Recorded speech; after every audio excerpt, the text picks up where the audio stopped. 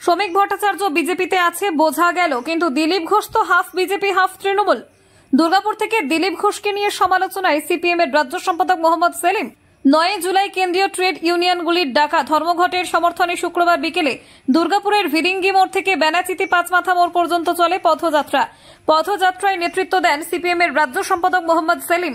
কসবার law college প্রাঙ্গণে তৃণমূলকে এবং রাজ্য সরকারকে বিধে বলেন, কোনো কলেজে নির্বাচন হয় না। গুন্ডা, বদমাশ আর ধর্ষকদের মমতা বন্দ্যোপাধ্যায় আর অভিষেক বন্দ্যোপাধ্যায় নিয়োগ করেছে। শুধু কসবা ল কলেজ নয়, রাজ্যে সর্বত্রই থ্রেট কালচার চলছে। সেই জন্যই আদালত যেসব কলেজে নির্বাচন হয়নি সেগুলোতে তালা ঝোলানোর নির্দেশ দিয়েছে। সব কলেজের পঠন পাঠন এবং শিক্ষা ব্যবস্থা ফিরিয়ে আনতে হবে। কিন্তু মমতা বন্দ্যোপাধ্যায়ের অভিষেক ব্যানার্জির রাজত্ব হচ্ছে বেআইনি কাজকর্ম চালানোর জন্য। ওরা তো আদালতের নির্দেশ মানে না। যদি মানত তাহলে তো এতদিন দিয়ে দিত। ধর্মঘট প্রসঙ্গে সেলিম বলেন, শ্রমকোড বাতিল করতে হবে। শ্রমিকদের শোষণ করা চলবে না, অধিকার দিতে হবে। 8 ঘন্টার জন্য আমাদের লড়াই হয়েছিল, কিন্তু এখন 12 ঘন্টা বলা হচ্ছে। কৃষকদের ফসলের দাম বাড়াতে হবে, বেকার যুবক যুবতীদের কাজ দিতে হবে। এই দাবি নিয়ে আমাদের ধর্মঘট হবে। আজকে মিছিল দেখে কি মনে করছো? দুর্গাপুরে আজকে এই যে মিছিল হলো, যেখানে সমস্ত কেন্দ্রীয় ট্রেড ইউনিয়ন গুলো এই ধর্মঘটের সমর্থনে 9 জুলাই মহা মিছিল করলো। দুর্গাপুরে না, একইভাবে কলকাতায়, শিলিগুড়িতে, হলদিয়ায়, আসানসোলে, দিল্লিতে, ফরিদাবাদে, মুম্বাইতে, চেন্নাইতে, হায়দ্রাবাদ, সর্বত্র গোটা দেশের শ্রমিক কর্মচারীদের ট্রেড ইউনিয়ন গুলো কেন্দ্রীয় এবং ফেডারেশন, তার সঙ্গে সংযুক্ত কিষাণ মোর্চা, শেষ মজদুর সংগঠন এবং আমরা রাজনৈতিক দলগুলো সমর্থন করেছি ওদের ডাকে। দাবি কি? 9 জুলাই ধর্মঘটের দাবি হচ্ছে এই যে বলছে শ্রমকোড বাতিল করতে হবে। তোমাদের যেরকম আজকে সাংবাদিকদেরও কোনো কাজের গ্যারান্টি নেই, সেরকম সব জায়গায় ঠিকার কন্ট্রাক্ট, ঘন্টা কোনো ঠিক নেই। 8 ঘন্টার জন্য লড়াই হয়েছিল, এখন 12 ঘন্টা বলছে।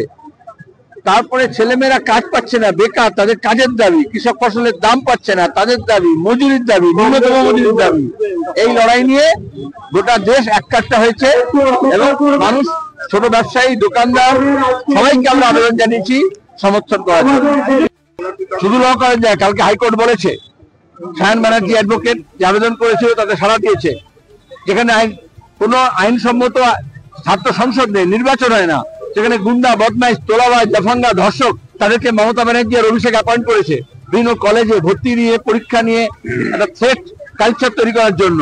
এটা একটা শুধু হাজরা ল কলেজ তো নয়, এটা শুধু একটা কসবা ল কলেজ তো নয়। এই জন্য সমস্ত কলেজ বিশ্ববিদ্যালয় যেখানে নির্বাচন হয় না সেখানে ইউনিয়নের তালা ঝোলাতে হবে, এটা নির্দেশ। আর তার সঙ্গে দাঁড়িয়ে কলেজে পঠন পাঠন বন্ধ হবে কেন? যারা পরীক্ষা দেবে, যারা ফর্ম ফিল করবে, দোষ করেছে তৃণমূলের নেতা, ছাত্রছাত্রীদের কেন শাস্তি দেওয়া হবে? সুতরাং পরীক্ষা এবং পঠন পাঠনের অবস্থা ফিরিয়ে আনতে হবে সব কলেজ বিশ্ববিদ্যালয়। তৃণমূল কংগ্রেসের মমতা ব্যানার্জির রাজত্ব হচ্ছে বেআইনি কাজ করার জন্য। তারা কোর্টের নির্দেশ মানে না, ততদিনে দিয়ে দিত সবাইকে, তাদের 100 দিনের কাজ চালু করে দিত। কিন্তু আমরা রাস্তায় নেমে সেটাকে আদায় করাবো। ছাত্ররা রাস্তায় নামবে, আদায় করবে। কি এসে যায় তাতে? কে তৃণমূল, কে বিজেপি? উনি এখনো বিজেপিতে আছেন, এরকম বোঝা গেল সভাপতি হয়েছেন। দিলীপ ঘোষ দেখছো হাফ বিজেপি হাফ তৃণমূল।